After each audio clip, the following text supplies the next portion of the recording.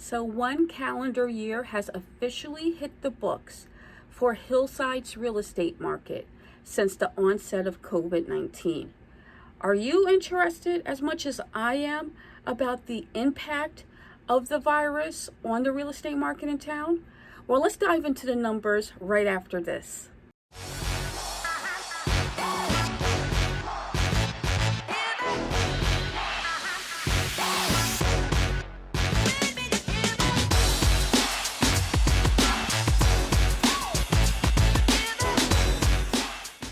Hi, my name is Camille Haynes. I am a local real estate agent in the Hillside area. Before I really get into March's housing market for town and especially the impact of COVID-19 on everything, I'm going to ask you to do a favor for me.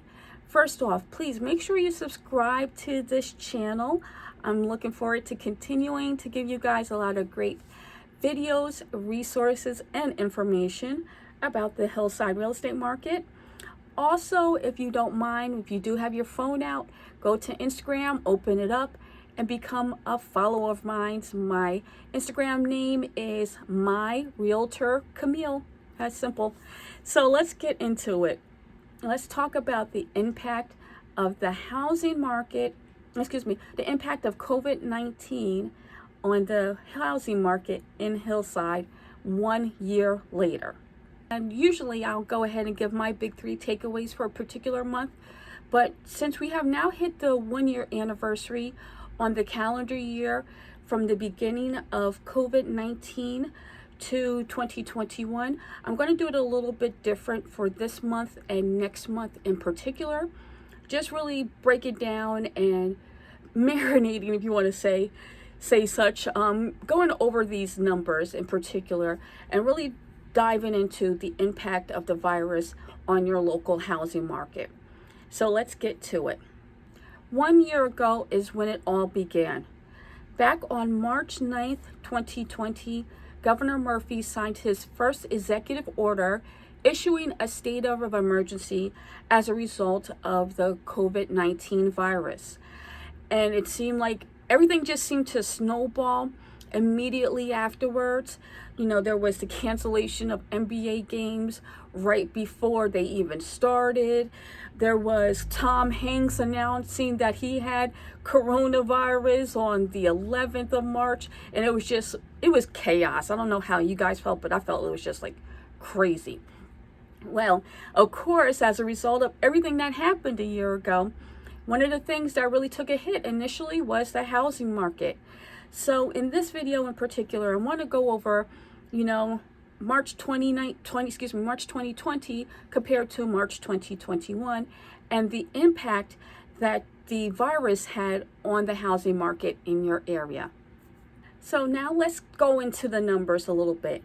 The first number that hands down stands out to me is a continuation of the overall number of homes for sale in town being down significantly.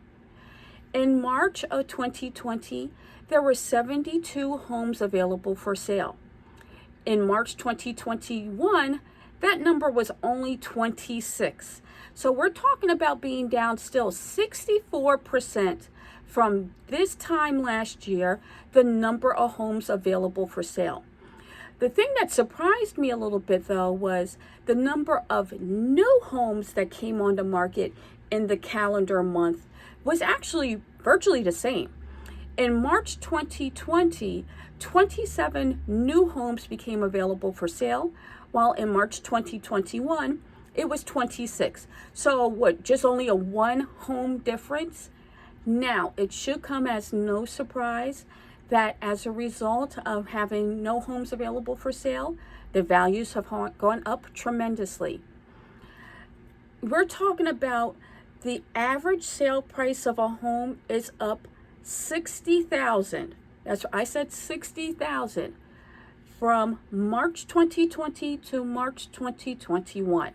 Significant jump. Homes are still selling above ask. We're talking about this month for March 2021. It was around 102.3%, something like that approximately. Surprisingly, homes are still selling above ask in March of 2020 also. But The one thing that really stuck out to me in particular was the days on market in town. The days on market in town for March 2020 was 54, and this year it was 81. So we're talking about what, the question in my head I was wondering was, what is it that, we hear this noise about, real estate market's so hot, prices are going up, explosion, just nothing staying on the market. But average days on market for Hillside is 81. Like, what's going on here a little bit? And I had to sit down and look at it, but it more or less comes down to, as simple as it is to hear, just put your home on the market, you're going to have 20 buyers, and everybody's going to give you an above offer ask, and you won't have to do any work. That's not necessarily true. If you are a home seller seriously considering selling your home now or in the near future, I think it's imperative, especially in Hillside for some reason, that you need to put some effort into making sure your house looks as close as possible to something that you see out of a Crate and Barrel or a Pottery Barn catalog as possible before placing a home on the market. If somebody has to come in there and they don't necessarily see the vision, or if they see that work needs to be done in the home, or if there was no effort to placed into the home prior to putting it on the market, people are somewhat rejecting these homes in Hillside. Now, don't get me wrong, I'm going to, where's my piece of paper at? I'm going to look at the March and the February statistics in particular. And when I look at them for the town of Hillside, what I'm noticing is that if the home is priced, right, or, very decently, and more importantly, if the house is in a nice, really just aesthetically pleasing condition, something that you see off of HGTV that somebody can imagine themselves in immediately. All they have to do is just drop their furniture. They might have to change the paint on the walls, but not even do that. Not thinking about doing, renovation plans or projects or anything like that. These homes are going quickly.